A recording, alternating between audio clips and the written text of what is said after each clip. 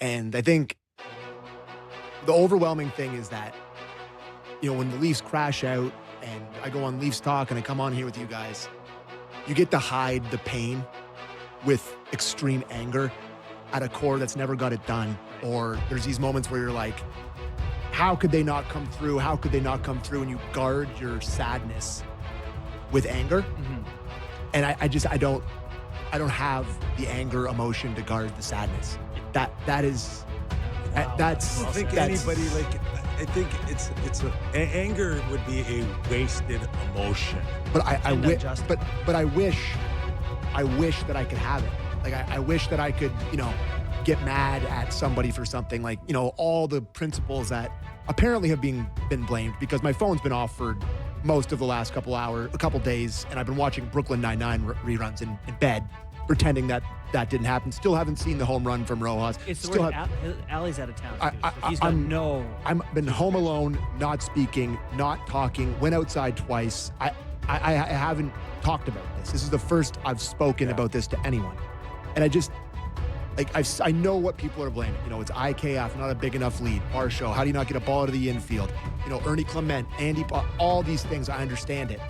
But this team was last place in April, and they went all the way to Game 7, extra innings of the World Series. And what people are saying, it's the best World Series in the history of the sport, blah, blah, blah, all this stuff. And I want to be mad to guard the sadness, but I'm not mad. Yeah, there is no mad. I don't get mad. If there's listen, people deal with these things in different ways, which I totally understand and I totally get. But if your first emotion is anger, that's fine by me. You can have those angers and you can have those feelings, but that shouldn't be what you're feeling. You should be feeling extreme sadness. And people, Hoffman, I knew Hoffman was going to blow it. Hoffman was lights out for the entire playoffs. People forget 2 weeks ago when he went 2 innings in Game 6 against the Mariners, and when closed it out in Game 7, he was nails for the entire playoffs. He gave up a home run to a 9-hitter, hung a slide. People want to be mad at him. Oh, they shouldn't have brought him in. No, they shouldn't have brought in the $11 million closer to finish off the World Series. They shouldn't have done that. It's baseball, and there's just nothing more painful than baseball. And I can't believe it didn't end with them winning. I haven't got past that part. That's the part that you're sad for those guys. That's it. And I'm crushed for it. I found myself Sunday. I golfed. Just depressed. You golfed? I golfed Sunday. Listen, golf's very much. I'm with my buddy Elvis Mandela. Oh my God, you guys making fun of me? You and Elvis? No. But it's still very much you're in your own thoughts. You walk up to your ball. So it never left me. And then you're in the car by yourself, and then you hear this kind of sad song, and it's now it's even worse, right? I would have played golf if I could have on Sunday, but I walked from the Rogers Center to Etobicoke after the game, so it's 2 hours. My hip didn't have it after that. I've lived being on the other side of a Game 7, and it's just that's such a fine line between how it can change your life or the way you feel about yourself or you feel with your group, right?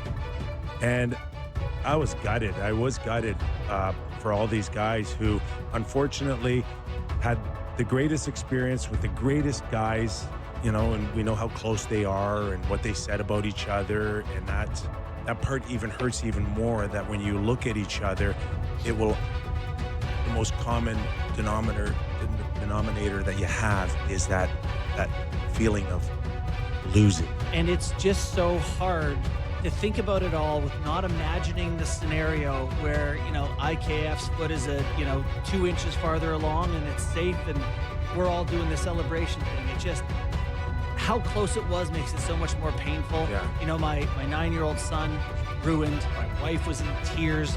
But, all I can take away from this group is how wonderful this was, how many great memories that team gave us. But also I was thinking about this from a hockey perspective and the Leafs perspective.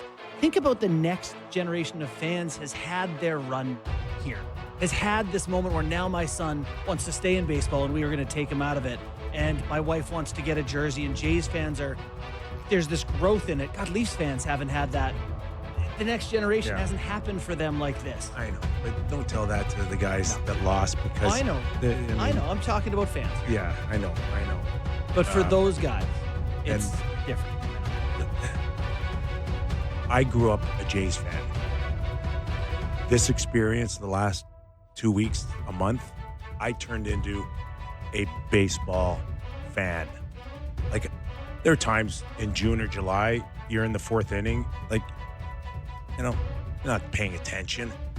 But this game, I discovered what a fine line it is between winning and losing. Like, even a count, a simple thing is a pitch count, and how after every pitch, it's as if you feel like your collar getting tighter and tighter on every pitch.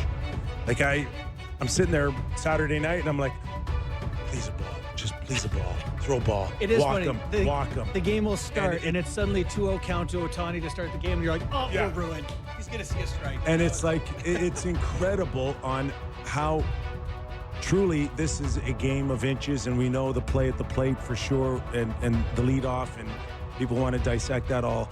But, like, I get why they say it's so romantic. The sport is just so, like, it'll break your heart. I get it now. Hanging on I every totally pitch. get it. Unlike hockey a little bit, you know.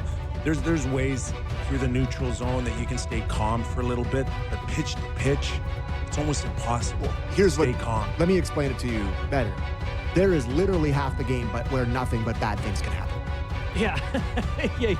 You just You're sitting there for 15, 20 minutes at a time, hoping for bad things not to happen after potentially nothing good happened for your team. Totally. It's, I mean, and, you know, to feel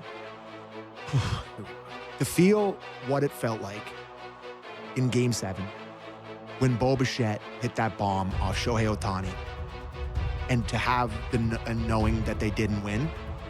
Like, bless my TikTok algorithm, it knows I don't want this. Yeah. Like, it's feeding me everything but this, which is Yeah. that God bless algorithms. But I haven't seen a highlight of it. I haven't seen a highlight of one thing. He But, hit like, 440. I witnessed it live. I saw it fly. Like, that was supposed to be the moment. That was supposed to be the moment where, and they get in the top of the ninth, in the top of the eighth, or bottom of the eighth inning, they get Ernie Clement to second base on a leadoff double, and they can't get him home. And that, for me, is where the Toronto Blue Jays lost the game. You have to get So- that run home. I also Yeah. learned that I feel way better with a 3-0 hockey lead than I do a 3-0 baseball lead. It's like, it's not even close. Well, yeah, Not even obviously. close. Yeah, for sure. And listen, like,